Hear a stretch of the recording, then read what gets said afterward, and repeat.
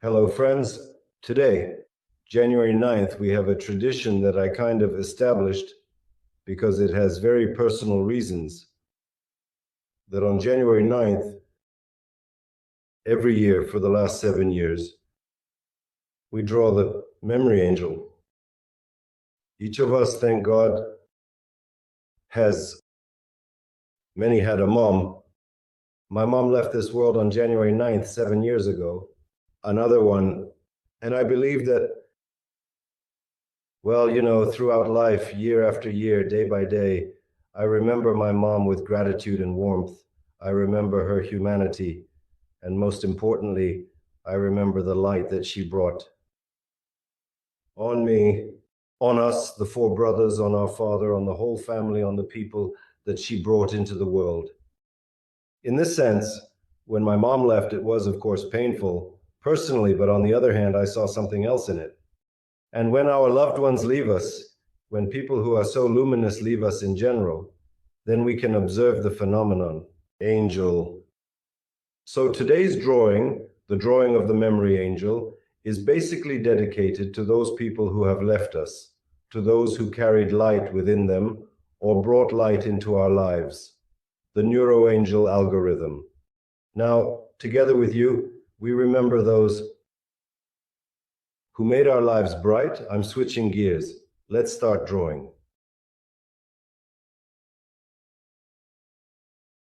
And so, first of all, the memory angel drawing is more vertical, although no, that's not a fact. Let's draw it horizontally because the angel has wings, the angel has wings. And I didn't start talking about a certain enlightenment by chance. The angel of enlightenment that we are drawing, partly because when a neurographic algorithm is created, our task is first and foremost philosophical. It's not about how beautiful or ugly, similar or dissimilar the figure you've drawn is. The thing is, do you see the essence of what you're drawing? And if you see the essence, then you have an image of the essence that is originally embedded in the object of drawing. This is in the case when we are working with an object, because we also have this type of algorithm. And so when I think about the angel, when I generally think about the angel, I've spent a lot of time with them. For example, I've been reading this book for several years now. It's very rich, powerful, and interesting. I understand one thing, that the angel is basically angels in religion, art, psychology, philosophy, theosophy. I understand one thing, that the angel is still something that contributes to, accompanies the great flow of light. Angels come when we turn to the divine, when we reach out to the heavens, and for some reason, the heavens respond to us. Of course, the phrase that the heavens respond to us is metaphorical. The heavens are like the heavens. You could say that the physiological brain refuses. It responds to requests of a higher value order, but somehow I want to maintain a bit more of our democratic artistic tone and not switch to a strict philosophical mode, some kind of psychological terminology. So let's draw the angel. Let's draw the angel as light. But on the one hand, we need to remember those who are already in your memory, in the soul. As a person who brings this light into your life, I brought it, a person who brought light into your life. And in this sense, light is that reaction, this is what we get thanks to these people. Moreover, the people who give us light would most want us to see the light itself, to see beyond the forms of portraits, silhouettes, and people, beyond their words and actions, something sacred first and foremost, the light. But if we are to depict light, we must first draw two streams. Well, a stream, two boundaries of the stream. But if we are to depict light, we must first draw two streams. Well, the stream, two boundaries of the stream. Here, light falls on us like a ray. Like a ray falls on us. And from this, the figure of the angel actually emerges. The figure of the angel is something that we materialize with our psyche, with our attention. We materialize in this flow of light. Given that a person thinks in such a way that they need to find a form every time, well, if a person is not too prepared, they will definitely find a form. Then we can define this form. In general, we can also designate it, because whether there is an angel or not, or we don't know, because most likely there is an angel. In general, we can also designate it, because whether there is an angel or not, or we don't know, because most likely there is an angel. This is our materialization or our formalization of the flow of light. But the angel essentially has the head, and there is the same flow of light. And this flow of light expands. And from this expansion, wings can gradually grow. And this is how we draw the rays of light. From these rays of light that come to us, a certain form arrives. Blessings, gratitude, grace, well-being, good deeds, goodness. Our entire task is to respond with our goodness to the light that is given to us by the bearers of light. The Bryansk wolf greets everyone.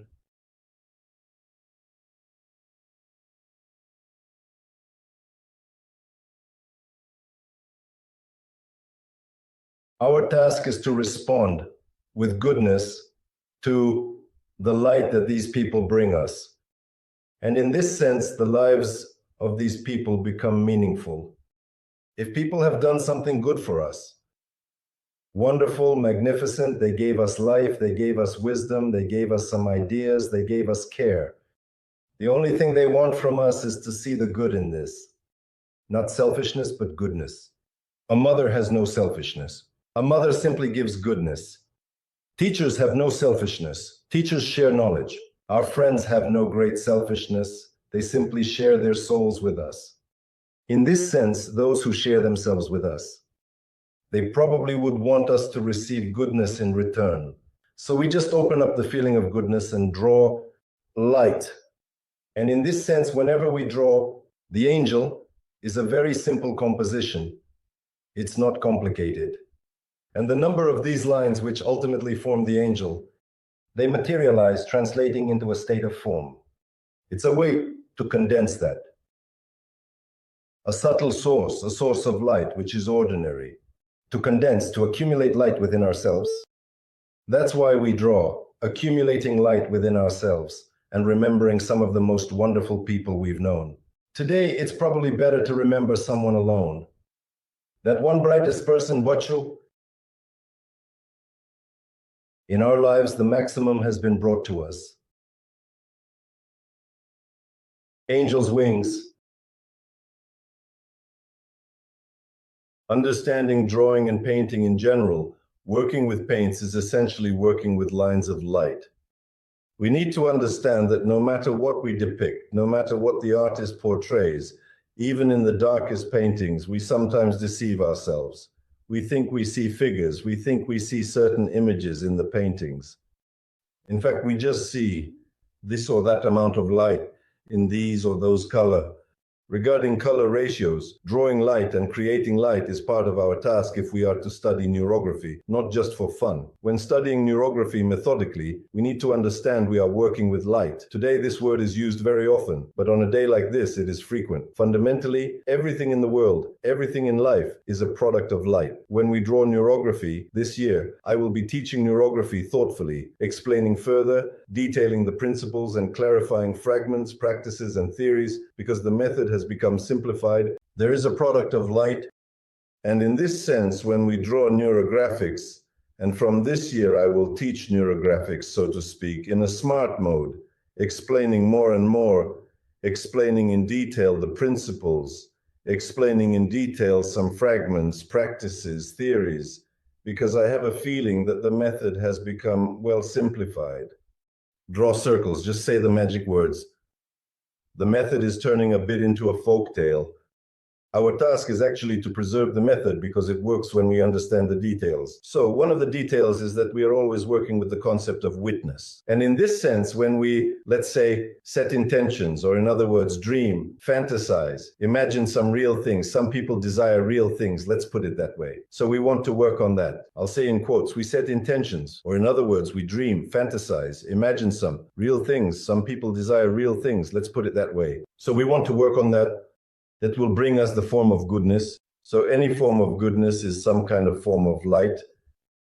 There is nothing in this white world except for light itself. That's a very good phrase. Well, white light is also the sheet of paper from which, one way or another, through our hands, the force that flows through us, or our will, however you want to put it, depending on whether one is more personally oriented or thinks in a theosophical way. Well, psychologically, personally, or theosophically, but nevertheless, from this white sheet, from the white light, we reveal certain figures that become symbols of consciousness, which in one way or another come into our lives as objects, as forms, as events, as desired people, and as desired things as well. But the most important thing is that today, on January 9th, it is always a celebration of light. So we are working with them. Such a picture is also so gentle because it's an angel. So in this case, I'm not working very closely with the marker. And the picture of the angel looks like this. I allow myself to work with a pencil right away to preserve the tenderness. And in this sense, it's one of the unique compositions. When I allow myself, I also suggested to you to use more pencil techniques or these very gentle, delicate markers, of which there are actually many. For example, because if you need to cover a fairly large area of the sheet with some speed, well, you can't do that quickly with a pencil.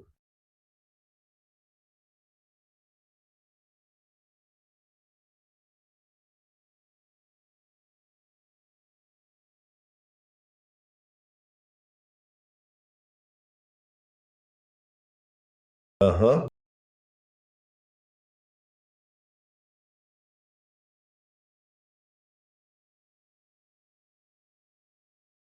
A person, an ordinary communal person, or in other words, a person without special culture or vision, always primarily sees objects. And in this sense, the ordinary person is tied to the object world. We see dense objects. The more material and solid an object is, the more we talk about its realism. People, so to speak, of an artistic, mystical, or magical nature see through the object. By the way, neurographics is a practice of transparency. Objects often overlap, and fundamentally, everything is emptiness packed into varying densities. Our task with any object is to reach this level of emptiness, as space creates forms. Transparency and light are crucial in drawing, and neurographic lines show the complexity of the material world beyond mere perception. It's the sense of space that creates forms. Therefore, transparency in the drawing is very important to us. The state of light is very important to us. These neurographic lines are very important to us, which, among other things, show us that the objective world is not rectilinear. It is not the same as the eye sees it. It's always a slightly breathing reality. And no matter how dense the matter is, even in crystals, even in certain metals, there is still some degree of, it's about the mobility of boundaries, because everything alive, everything breathes, everything changes. And even things that have existed for thousands of years are still in a process of change. It's just that they are so slow that our proportions in human life or on the scale of human life seem eternally static. But fundamentally, there is nothing static. So the neurographic line, among other things, reflects the fundamental dynamics of existence. And this dynamics of existence, if there were a quantum psychologist among us, well, they do exist now. They don't seem to be recognized by science yet, but the principles are interesting. The principles are interesting. It's worth paying attention to this, to listen closely. So, a quantum psychologist would tell us that yes, the whole world is either in a state of stasis and then it gradually becomes irrelevant, or it is in a state of movement. And our task is to translate the world from a stable one, as an ordinary person sees it, and that's why they often find themselves in unpleasant situations. Because everything that is static ceases to align with the dynamics of time, or is in a state of movement. And our task is to translate the world from a stable one, as an ordinary person sees it, and that's why they often find themselves in unpleasant situations, that he always has this ordinary need to solidify the world, exactly as it is, or dynamic. And neurography cultivates people who see dynamics as a form of beauty. Well, when you go to the theater, to a ballet, to some kind of dance, You don't enjoy the poses or the photographs of the dancers. You enjoy the process of the dance, the dynamics, the movement. When you look at flowers in the wind, living flowers, everything sways, moves in some way. The tree lives, breathes. This breath, the breath of life, is conveyed through the line.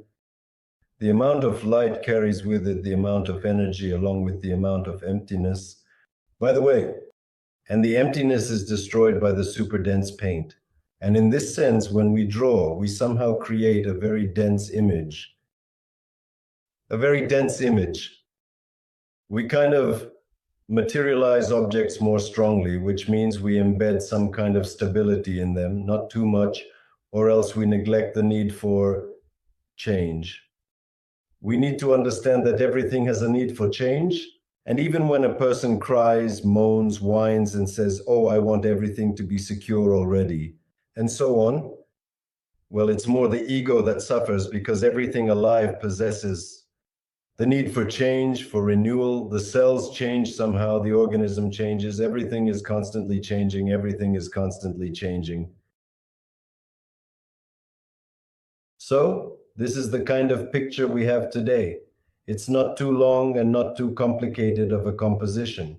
He says, we write that we are not wizards, but scientists.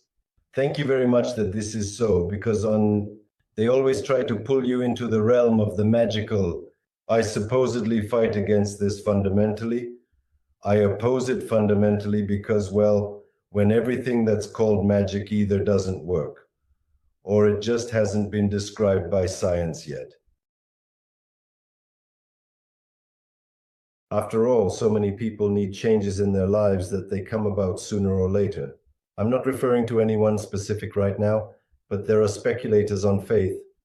And there's nothing more, from Dante's perspective. It's precisely the speculators on faith, the worthiness of the deepest pit of hell. And traitors, and above them are only the speculators on faith. The lodges of the teacher, that's what he called them. Well, that's the kind of composition that's developing. I'm with my mom right now. But that's always the case. It's so interesting to live and grow older. Probably any adult will confirm that the older you get, the more you communicate with your parents, which basically no longer exist right here. You start to understand more deeply everything they did for us, who they were in their youth. But there's a lack of that wisdom to appreciate the contribution to your life. So, a separate angel of memory.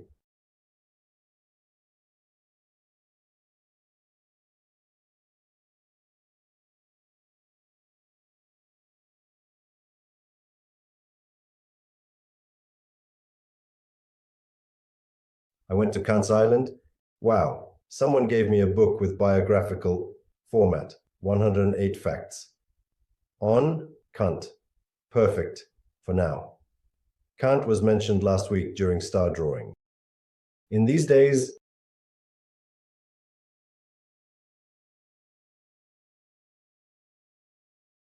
Kant was mentioned last week when they were drawing stars. I think it's a very beautiful turn as well. So, from the perspective of understanding, what are stars really? It's such an intimate evening. I want to confess. And the last holiday days in Russia, I understand that everyone has already gone back to work, but usually it starts on Monday. After the 13th, there will be some kind of revival in business life. So right now, it still feels festive and intimate. I can share that I've been drawing neurographics for over 10 years now, more and more. She unpacks in me skills, talent, abilities. Here's some kind of mouth. Attention to life, observing life. It's interesting that this is not just a drawing technique, but a technique that unpacks attention. It unpacks abilities. Well, that's why it's not a coincidence that it's called neuro, just like you name a yacht, that's how it will sail. And it will sail. Neurographics, after all, is very much about the neuro, very much about the brain. I'm actually interested in your various stories about how how mental abilities improve, the freshness of perspective, discernment, analytical thinking, something else. Exactly how the brain's abilities develop. After all, It's the perfect prevention for Alzheimer's.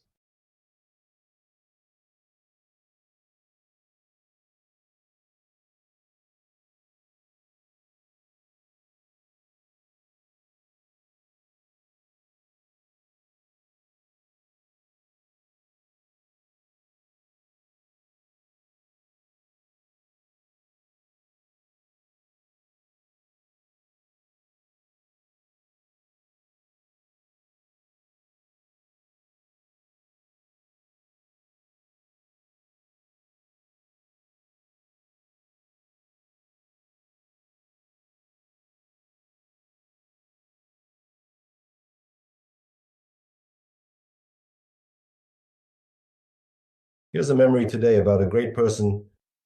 Today, about a great person. Probably every parent is a great person, right? If you still don't understand this and keep going to therapists to get over your resentment towards your mother, well, maybe you still haven't outgrown your childhood. We were allowed to be upset with our parents. It's a strange thing, I think. I think it's strange, honestly.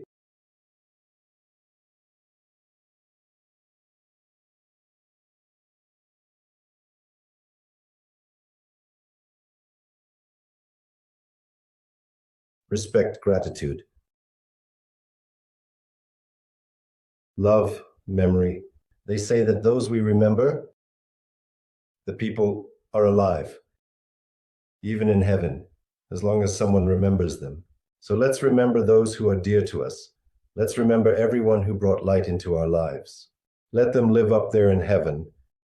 And to tell more about these people, to our loved ones, to our children, to our descendants, in order to keep the memory of people alive in traditions, in family traditions, in the traditions of relationships.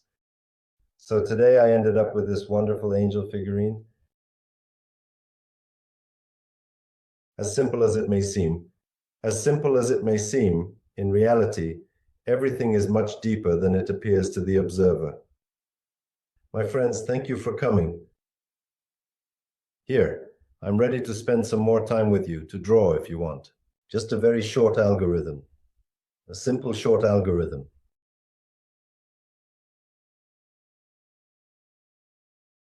It's really important when intentionally creating a bright figure, not to overdo it, because you want to draw. You want to press the marker down a bit more, to push it a little further. But if you're deliberately drawing something bright, please leave it in that state of light. Keep it in the light mode. A certain lightness, maybe a sense of incompleteness, maybe something like that, something that feels dynamic. But if you're intentionally drawing something bright, please keep it in that state of light. Leave it in the light mode.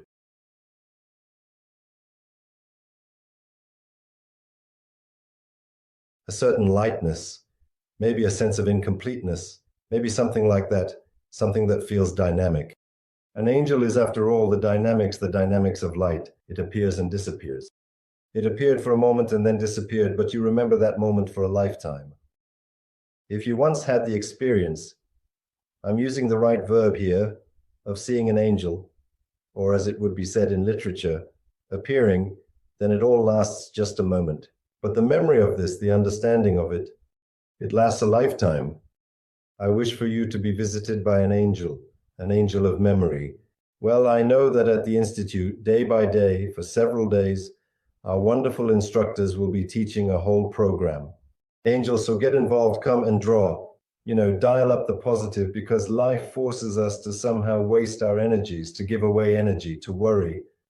But if you want to collect any negativity, come to the Institute. We are mainly busy with this, so that a person can gather their strength and direct that strength into some constructive, positive activity. Well, my friends, I will stop here for today. Today, my angel looks like this. I'll stop here for today. Today, my angel looks like this. Thank you, Mom.